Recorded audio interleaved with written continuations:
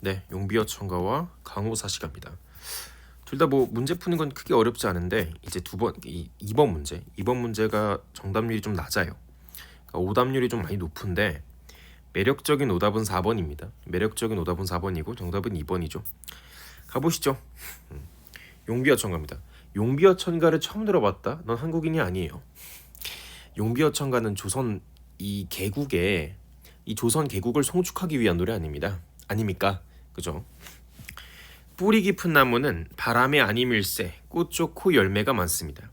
뿌리가 깊은 나무는 바람에 아니 움직이니 뿌리가 깊은 나무는 바람에 움직이지 않고 바람에 흔들리지 않으니 꽃이 좋고 열매가 많아요.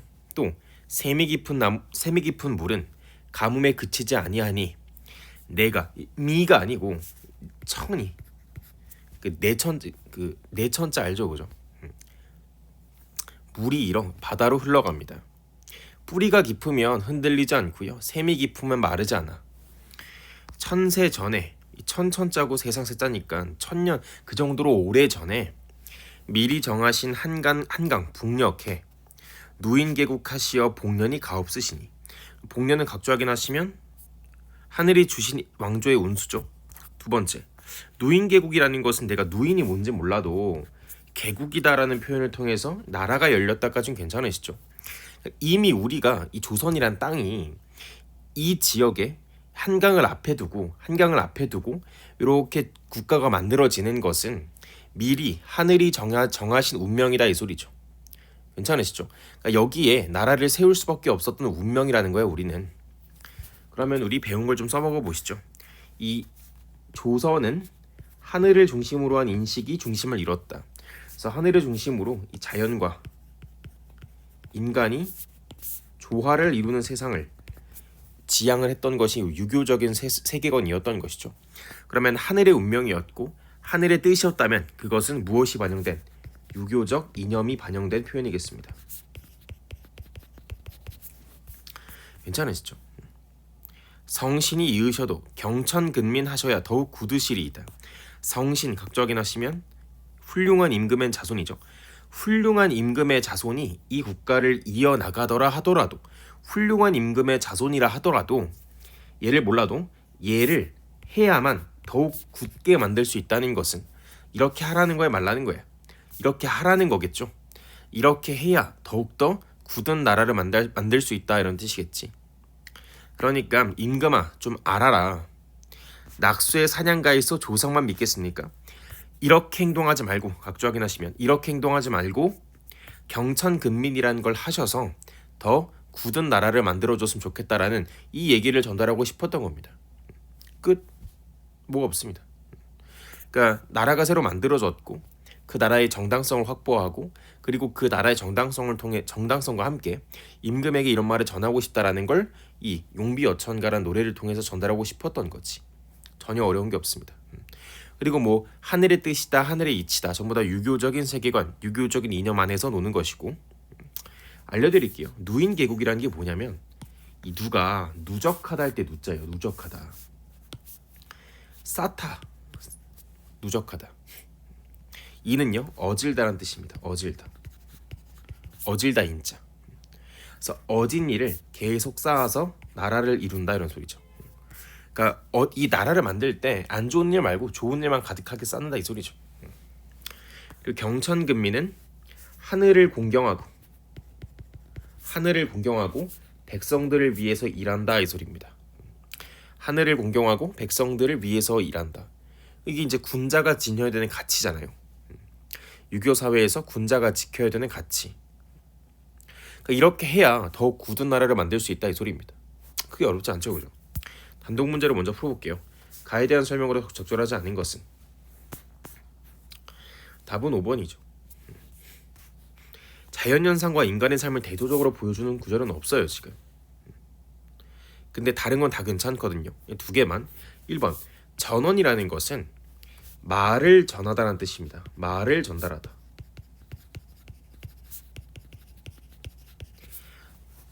고대종의 초록바람의 전언이라는 시에서 출제가 됐어요. 전언이라는 것은 말을 전달하다. 수신자는 보내는 사람이야 받는 사람이야? 받는 사람이죠. 그럼 말을 전달받는 사람 누구? 임금하.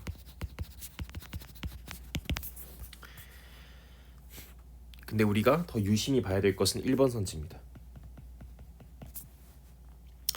유사한 자연의 이치가 내포된 두 사례를 나란히 배열하고 있다. 그럼 딱 보자마자 나무와 샘인 거 오시죠, 그죠? 이렇게 하고 탁 치고 넘어갔을 거 아니야. 그럼 생각을 좀 해보자고. 나무라는 존재는요, 어때? 뿌리가 깊은 나무야.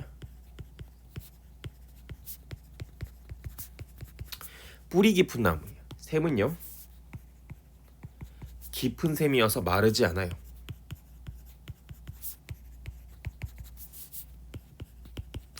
동의할 수 있죠?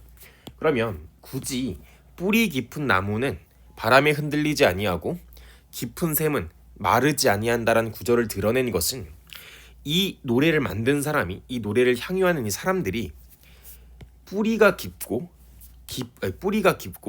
그리고 그 자체로 깊어서 흔들리지 않고 마르지 않는 가치를 긍정적으로 여기기 때문이죠. 다시, 요 시의 화자께서는 뿌리가 깊어서 흔들리지 않는 나무에 대한 긍정적 인식이 있는 것이고, 또 깊은 샘이어서 마르지 않은 샘이라는 이 가치에 대한 긍정적 인식이 있음을 알 수 있다고. 더 쉽게 얘기해서 이 화자께서는 흔들리지 않는 나무와 마르지 않는 샘을 좋아한다고. 근데 이게 조선의 건국을 송축하는 내용이잖아요. 그럼 그냥 긍정적인 내용은 아니겠죠. 이 국가가 이렇게 되면 좋겠다. 이 국가가 이렇게 되면 좋겠다. 이렇게 돼야 된다라는 걸 내포하고 있는 거잖아. 그리고 조선은 유교 국가잖아요. 그러니까 화자께서는 이러한 가치를 드러냄으로써, 이러한 자연물을 드러냄으로써 그 당시 사람들이 지향하고 있는 유교적인 가치를 드러내고 있는 것이지. 됩니까? 그러면 유교적인 가치는 뭔데요? 다시 시작하는 거죠. 하늘에 대한 인식, 자연에는 그리고 인간에는 합쳐서 세상에 존재하는 모든 것인 만물에는 하늘의 이치가 내재해 있다고 본 것이고, 하늘의 이치가 내재했기 때문에 어디에? 자연에. 하늘의 이치가 자연에 내재했기 때문에 자연의 이치란 표현도 어색하지 않게 우리가 배웠었어요. 그러면 요걸 그대로 대입하는 거야. 요 시의 화자가, 우리 선조들께서 요 시의 화자가 뿌리 깊은 나무와 깊은 샘을 긍정적으로 인식한다는 것은, 뿌리 깊은 나무와 깊은 샘이라는 곳에는 뭐가 담겨 있는 거야? 당대 사람들이 옳다고 믿던 이 자연의 이치가 내포되어 있었던 거겠지. 왜? 그걸 추구하면서 살아갔던 사람들이니까. 동의할 수 있죠.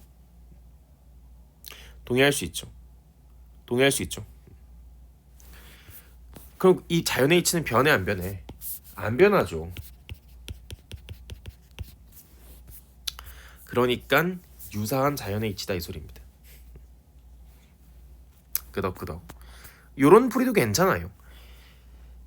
뿌리가 깊어요. 흔들리지 않죠. 변해 안 변해? 안 변하죠. 깊은 샘이에요. 마르지 않아요. 변해요 안 변해요? 변하지 않죠. 변하지 않는 마음 두 글자. 그렇죠. 지조. 또 절개. 괜찮죠? 지조와 절개. 그러면 구체적으로 이 사람들이 지향하는 유교적 가치, 이 유교에서 지향하는 이 가치는 뭐야? 지조와 절개였던 거죠. 그러니까 정확히는 여기에 담겨있는 유사한 자연의 이치라는 것은 변하지 않는 지조와 절개 라고 읽어낼 수도 있는 것이지. 1번 선지 굉장히 중요해요. 우리가 배웠던 세계관에 대한 이해를 정확하게 가지고 있어야 1번 선지도 정확하게 풀어낼 수 있는 거야. 강호사시사로 가시죠. 강호사시가. 제목부터 좀 끊어봅시다. 강호라는 것은 우리가 계속 자연이다라고 읽고 그렇게 이해하기로 합의를 봤었고, 사시라는 것은 네 가지 때잖아요. 네 가지 때. 그럼 자연에 존재하는 네 가지 때는 뭐예요? 사계절이겠죠. 그럼 강호사시가는 뭐야? 자연에 있으면서 사계절에 대해 노래한 것, 이렇게 읽으시면 될 것 같아요. 그리고 맹사성의 강호사시가는 교과서 수록 작품이기 때문에 어느 정도 머릿속에 들어가 있어야 됩니다. 강호의 봄이 드니 미친 흥이 절로 난다. 이 미친 게 미쳤어 이게 아니고 그 정도로 흥이 강하다 이 소리겠지. 그럼 화자 어디 계세요? 자연에 계시죠?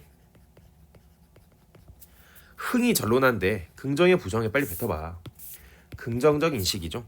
그러면 이 시의 화자께서는 어디에 있고 자연에 있고 자연이니까 초록색으로 자연에서 사는 데 있어서 긍정적 인식, 부정적 인식, 긍정적 인식이 있음을 알 수 있습니다. 그럼 자연에 있고 긍정적이기 때문에 자연 무슨 적? 친화적. 또 만족감, 충족감, 자족감, 자부심, 자긍심 가는 거지. 수가 구분되어 있죠. 연달아 쓰인 시조네요. 연시조니까 별다른 표지가 없다면 자연 친화적으로 밀고 내려갈 거야. 탕료 개변에 금리너가 안주로다. 로다는 아이언맨이 아니고요. 영탄법. 경이 뭐야? 영탄법. 왜? 감탄형 어미이기 때문에.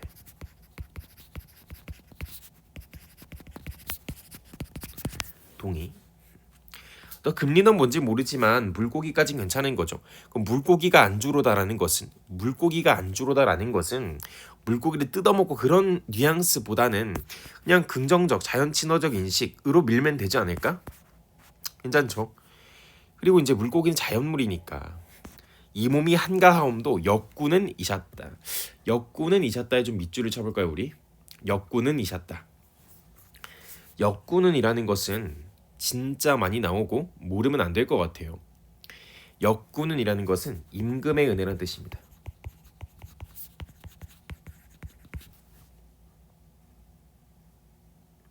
괜춘.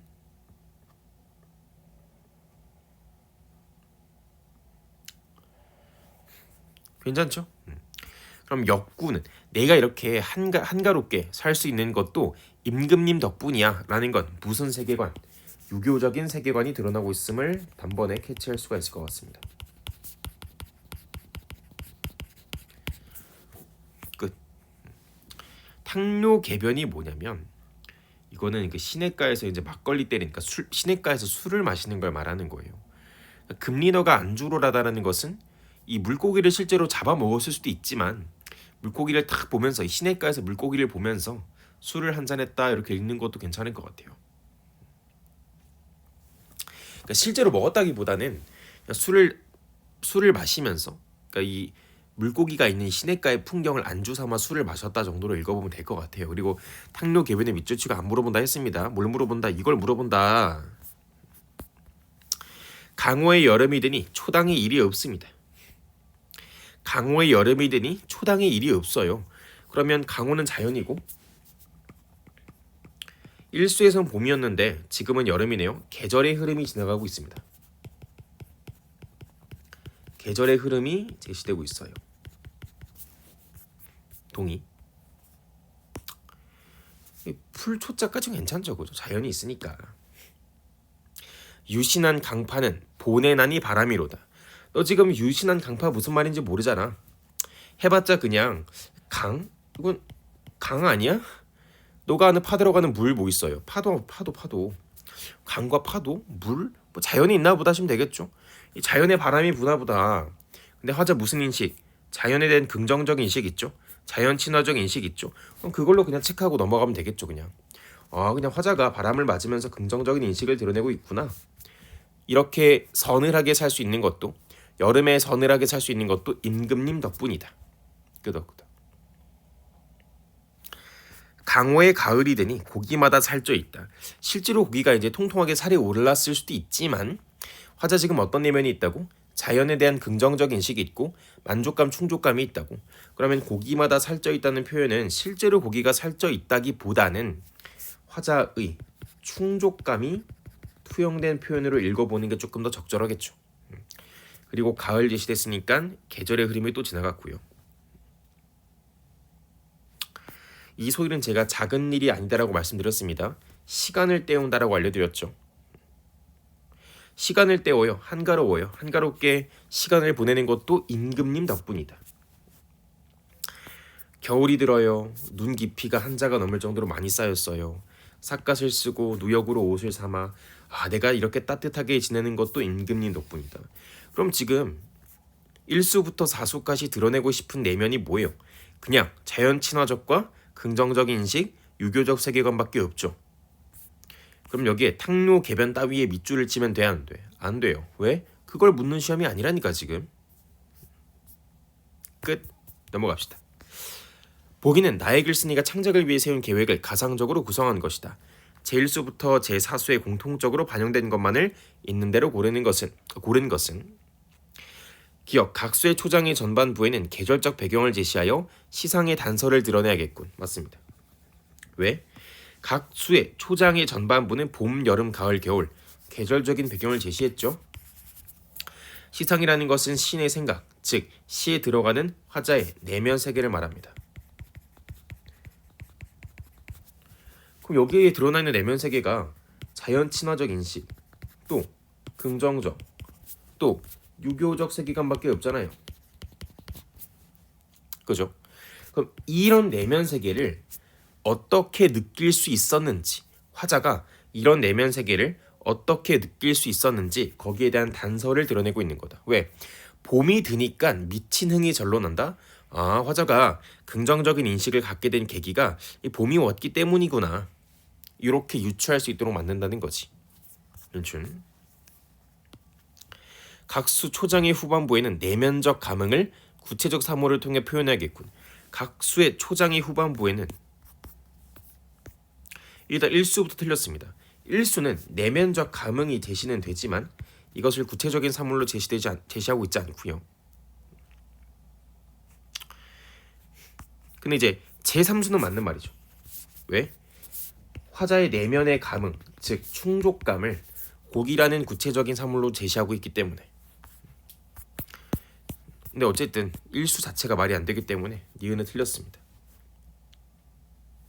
리을도 마찬가지로 역구는 이셨다, 역구는 이셨다, 역구는 이셨다. 무언가가 똑같이 반복되면 전체적인 통일성, 구조적인 통일성도 만들어질 수 있습니다.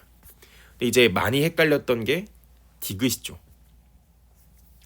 각수 종장에서는 주변 자연의 풍광을 묘사하여 내가 즐기고 있는 삶의 모습을 제시하겠군. 1번. 제4수에 보시면요. 삿갓을 비껴 쓰고 누역으로 옷을 삼아는 주변의 풍광이 아니죠. 누구의 모습인데요? 화자 자신의 모습이죠. 그렇기 때문에 디귿은 틀렸습니다. 답은 2번. 자연? 맞지 하면 다 틀리는 거야. 그래서 이게 정답률이 제 기억상 59%인가 그랬거든요. 56%인가? 근데 4번 선지 선택률이 37%인가 그래요. 디귿 많이 헷갈렸다는 거지. 조심하세요.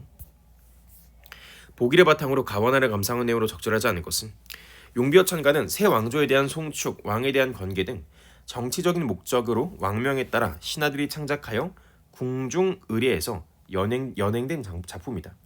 그럼 가히 용비어천가라는 것은 사실 궁중에서 쓰기 위해 만든 음악이죠. 참고로 송축이라는 것은 경사를 기리다.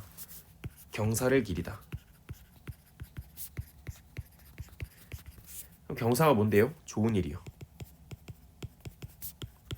슬픈 일은요? 조사요. 그래서 경사와 조사를 합쳐서 경조사라고 부르죠.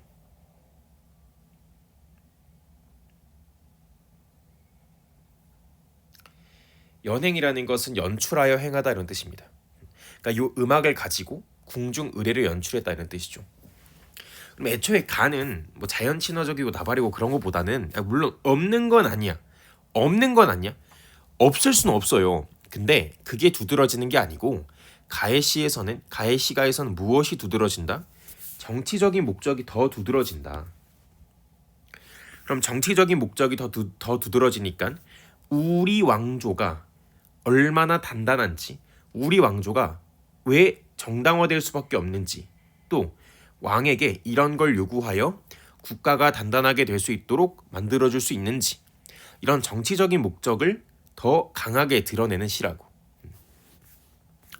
강호사시가는 정계를 떠난 선비가 강호에서 누리는 개인적인 삶을 표현한 작품이다. 두 작품 모두 사대부들에 의해 창작이 되었는데 사대부들은 수신을 임무로 하는 사와 관직 수행을 임무로 하는 대부, 즉 선비와 신하라는 두 가지 정체성을 지니고 있었고 이로 인해 사대부들이 향유한 시가에는 정치적인 성격을 띠기도 한다. 봅시다. 이런 내용입니다. 가든 나든 둘 다 사대부가 창작한 작품입니다. 네, 사대부에는 무슨 의미가 있냐면 이 사에는 수신을 목적으로 하는 선비라는 의미. 수신이라는 것은 전화를 받는 게 아니고요. 몸신자죠. 몸을 닦다. 몸을 수양하다. 대부는 신하로서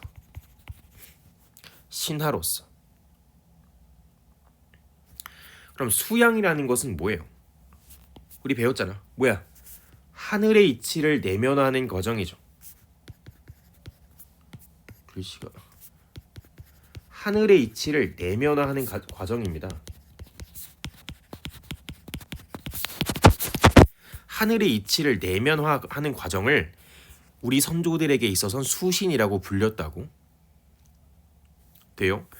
그럼 대부, 신하로서는 무엇이 드러나야 돼? 임금에 대한 유교적인 세계관, 유교적인 인식이 강하게 드러나야 됩니다. 돼요. 사로서는 하늘의 이치를 내면화하는 수양적인 측면의 모습이 강하게 드러나야 되고 대부로서는 신하라는 직책상 유교 사회 내에선 뭐라고? 개인에게 정해진 역할이 중요하다 했죠. 그럼 개인에게 신하로서의 역할이 부여되었다면 왕에게 충성을 다하고 또 국가의 발전을 위해 노력하는 유교적인 역할이 더 강하게 드러나야 된다고.